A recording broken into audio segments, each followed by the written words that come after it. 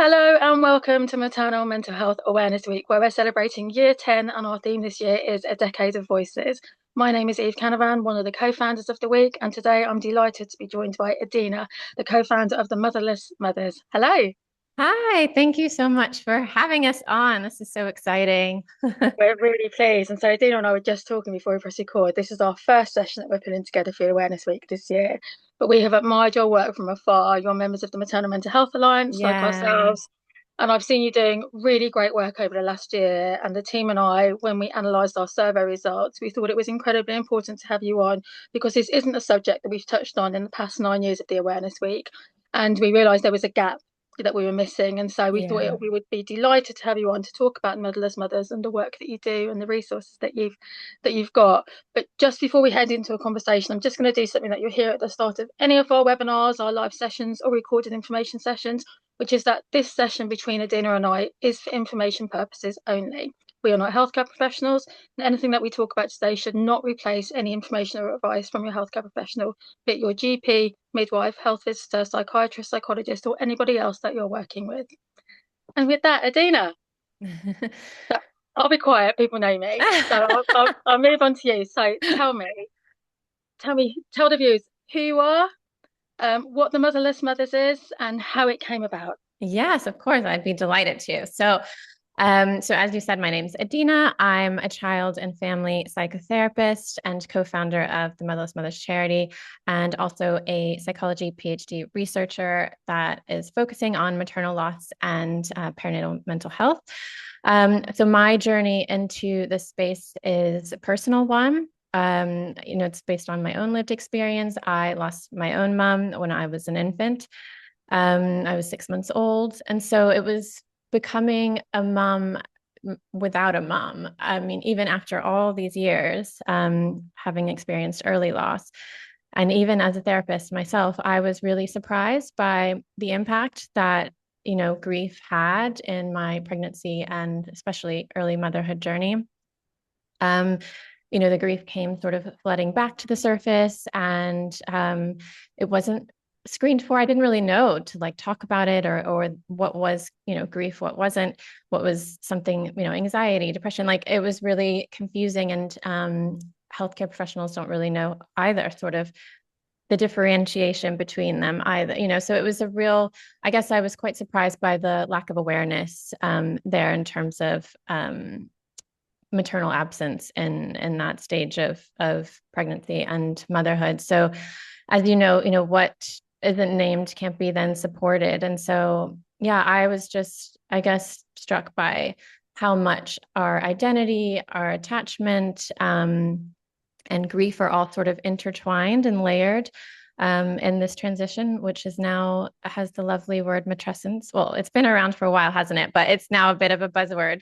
So yeah, I think it's already such a transformative time for a woman, and adding the extra layer of grief in there as well is just yeah, it's something that isn't spoken about. So that's really what led us to create the Motherless Mothers charity, which we call TMM for short. So in June 2024, I saw a post on this Facebook is a private group for motherless daughters. And Lou, who's the other co-founder of TMM, she was a new mom at the time. So she had a 6 week old newborn. And she actually, on the contrary to me, has older sisters. And by the way, this is all public, so she gives me permission to share this, just to be clear. But she has older sisters who had, they share the same mom, so they obviously have the same mother loss story, but she was aware that this would be something that would come up for her. And she went to her midwife and said, I want to flag this. I think that pregnancy and early motherhood will be difficult for me. And the midwife, although she was lovely, she didn't have anywhere to signpost her to. She didn't quite fit into a box of, as I was saying, like postpartum depression or any of these kind of categories. There were no resources. There was no psychoeducation for her. And so Lou decided to take matters in her own hand and sort of do some digging around. And she found this group and posted on there. if anyone knew of support groups or resources available. And loads of people commented saying, don't know of anything, but it's really needed. And I don't know, I saw it and I just thought, well, I don't know of anything either. But I said, why don't we start something ourselves? And literally, like, we had a FaceTime call within a few days. And yeah, as the cliche goes, the rest is history. So Do you know what I think is so lovely? So we've called this year a decade of voices, and we talk about the fact that the Perinatal Mental Health Partnership has four members now. We started, God, 14 years ago, I think it was, but it started in such a similar way, which was from personal experience. Now, so mine was from postpartum psychosis, and I remember when I had my son Joe 16 years ago, that feeling of there's no information, nobody knows about it, that no name was given to what I was yeah. going through.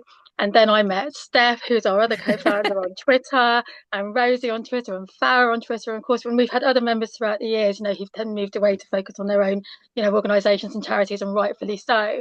But I think it is that thing that it's the voices of personal experiences and whatever they are in this space, when we see that there either isn't support there or there's support there that we don't know about. And I think you've said something really powerful there, Adina, which is what it doesn't have a name, kind of doesn't get diagnosed or Yeah. doesn't get support. And I think so many people watching this will be nodding along thinking, absolutely, yes. I think when I had my son and I made the decision to just have one child, I remember joining a Facebook group called something like My First, My Last, My Everything. And I felt like I was like amongst people who understood Yeah. my very It's clear, validating, isn't it? You just, yeah. yeah.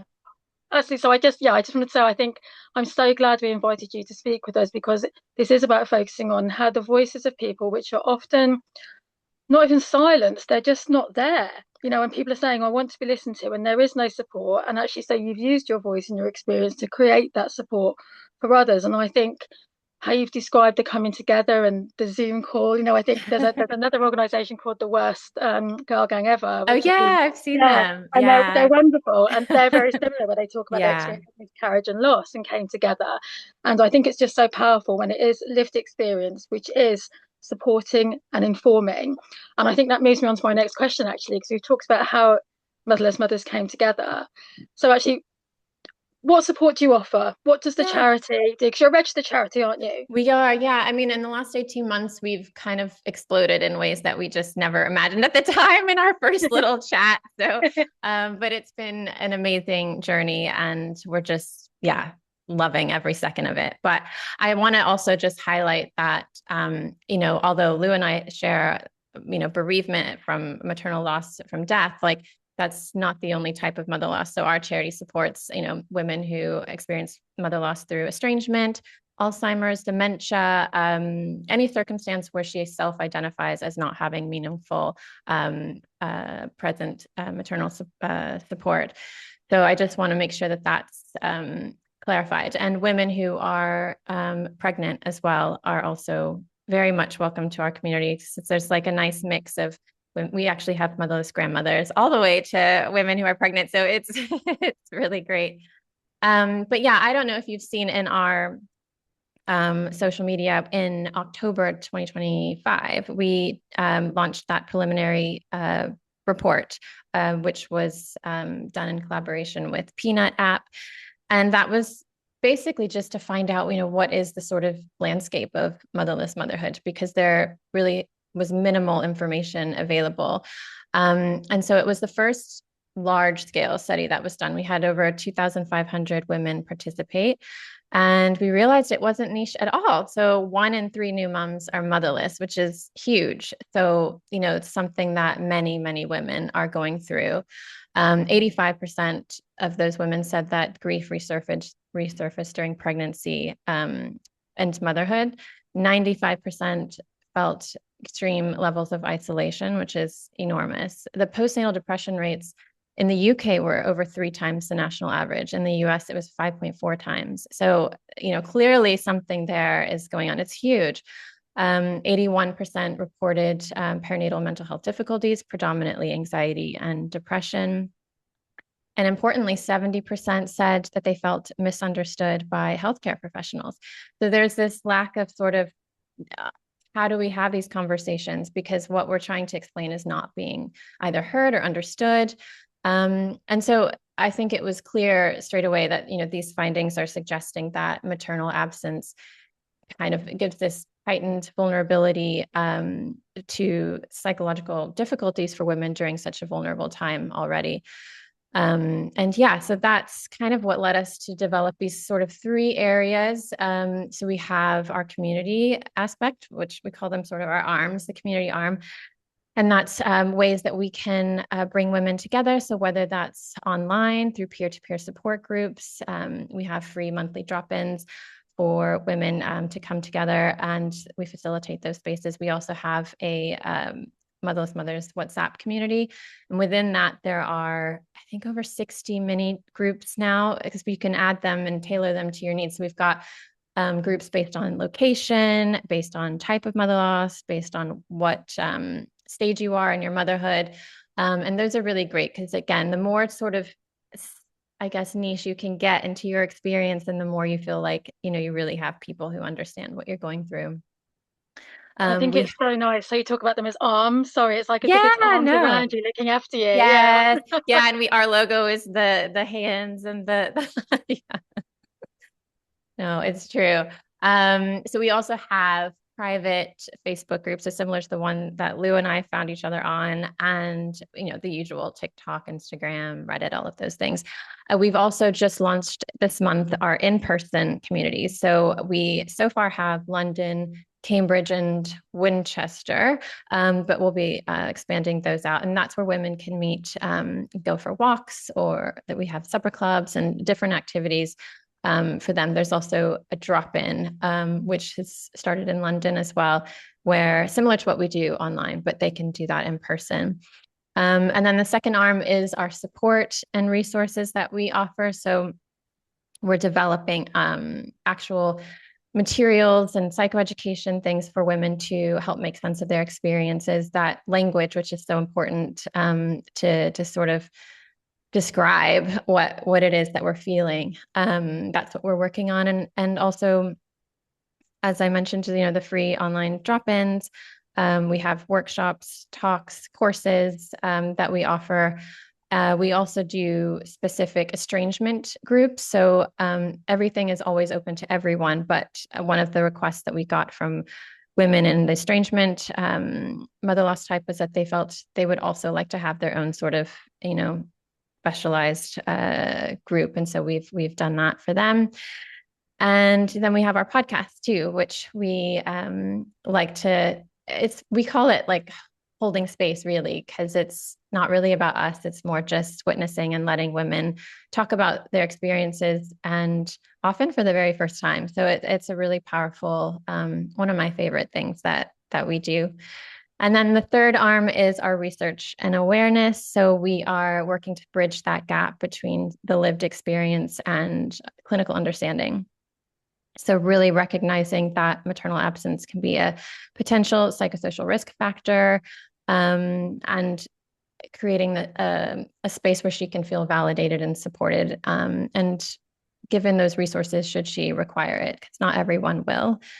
And yeah, ultimately, the long-term goal is just for this experience to be recognized within maternal care, and not something that women have to sort of explain, or worse, withhold, because that's something that we've also been told is women don't feel that there's, I don't know, like a space to allow that information to be shared. And it can be a really triggering time for her. Similar to your organization as well, like we're all run by unpaid volunteers. We're all doing this because we care about it, alongside our busy lives as working individuals and mums. So it's definitely a team effort. You know what? I think I don't know. I think when I hear you talk, I think so many people will feel seen. I think one of the things I've followed your social media and have genuinely admired your work for so long, which is why I think we were so interested in working with you.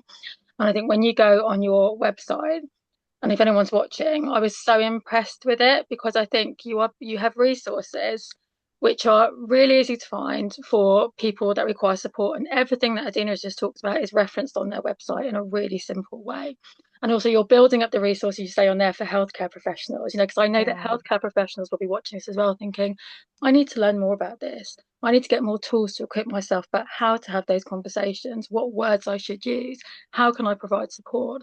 And I think it's a really great hub. So if you are there and watching this, do head to the Motherless Mothers website because it is fantastic. They recommend books and things on there. It's really inviting, but they talk about the different arms of support. And I think when you've been talking through the things that you've set up in response to what you know women need, I'm thinking about going forward. I see on your website you talk about, you're building resources for healthcare professionals. What's next for the Motherless Mothers? What do we see coming over the next year? Yeah, we've got loads coming up. We should launch next month a online course for new mums or pregnant mums. So that will be facilitated by a counselor. We are also going to be launching our online antenatal course, and that's going to be run by Steph, who's our TMM midwife.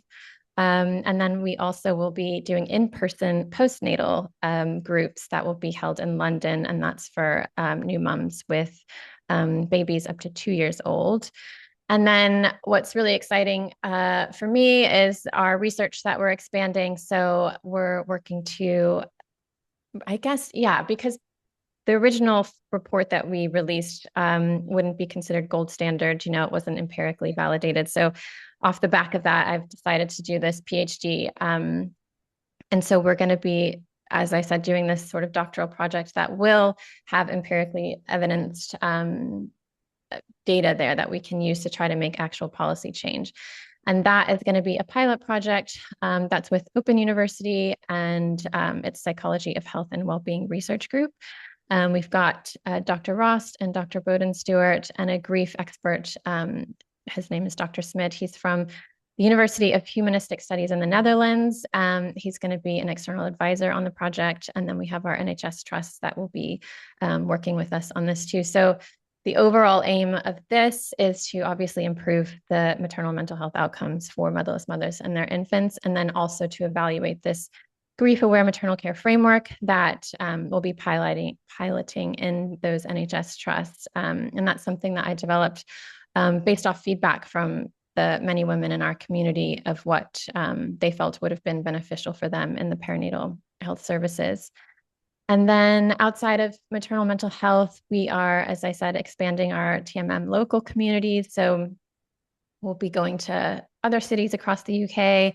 And we're also going into the workplace. So we just launched this month TMM at Work, which is something that Lou loves. It's one of her babies that she's developing. And her first event was to speak at the University of Leeds. There were, I think, almost 30 women who attended that. And it's talking about sort of grief and motherhood and the impact it has in the workplace. And she's also going to launch some research there as well. So yeah, it's a really exciting time. We've got loads of things going on in the next year.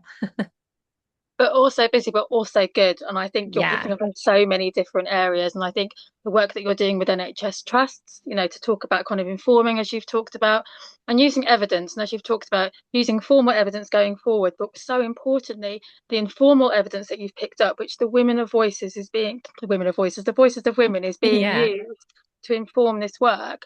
And I think, that is the importance of being an expert by experience, sharing lived experience. And I think one of the things that's great on your website, you talk about, would you like to, share your story safely with Yeah. yourselves? And there's a form people can fill in to contact the group over at TMM and to talk through how they can share their story in a safe way, which I think, shows the kind of the importance of having the voices of women throughout the work that you do.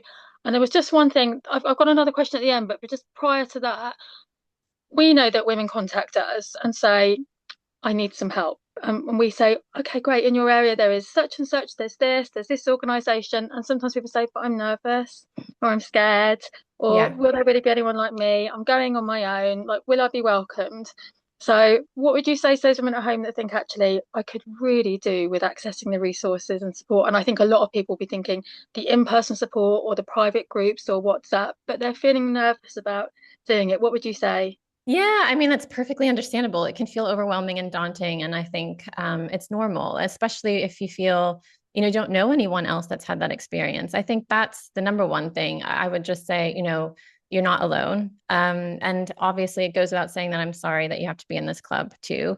And I think it's also, you know, understandable that if you're finding this hard, that you are, because it is more complicated and complex than, say, the others in your NCT group who are, they have this, um, I guess, extra layer of support from having a maternal figure. And I think that, to me, in particular, that sort of pregnancy, early motherhood stage is when motherless mothers tend to have like this big moment of like, I'm having a completely different experience to everyone around me. So I think yeah, reach out to us, join our community. There's an amazing women group of women who are available and so supportive. And yeah, you're not alone. There are thousands of us actually. And that was going to be my last question. I was going to say to you, what would you say to people who are watching here in terms of their feelings and feel alone? But I think you've pulled that together. I think that thing is that if something's not spoken about, often there are people silently in the background struggling with that struggle, but there are also wonderful women like yourselves and Lee who have gone, actually, we've kind of come out of the other side of it. There's still work to do. Yeah. Actually, we've been able to get into that space, and I think some of the work that you're doing is just revolutionary. When you talk through, I think when we first hear, like when we first set up the Perinatal Mental Health Partnership, we heard a lot of, is it just for people who've just had a baby? Is it just for people in the first year after having a baby?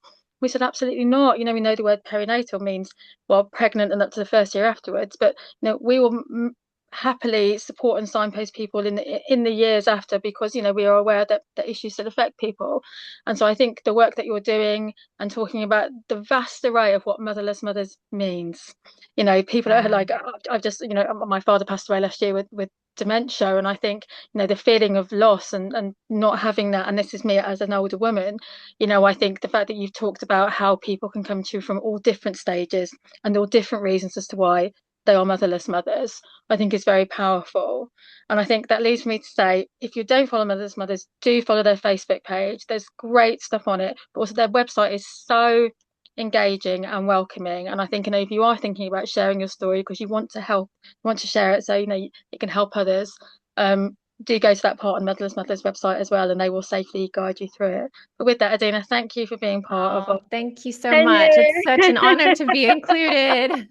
No, it's an honor to tell you what it is. We couldn't have got to 10 years without organisations like yourselves. So, like you say, the Perinatal Mental Health Partnership is a small voluntary organisation, run on no funding, spare Yeah. time, but the passion of our Yeah. experience behind us and wanting to help others to get through it.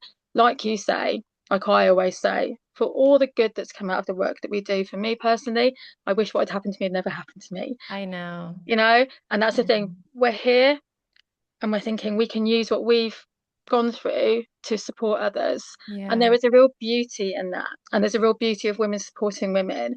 And I think when we open these spaces and show what support is available for people, it shows that they are not alone. And that is really powerful. And I think the theme of a decade of voices is that we wanted to bring it back to talking to individuals and organisations who have built support from their own experience.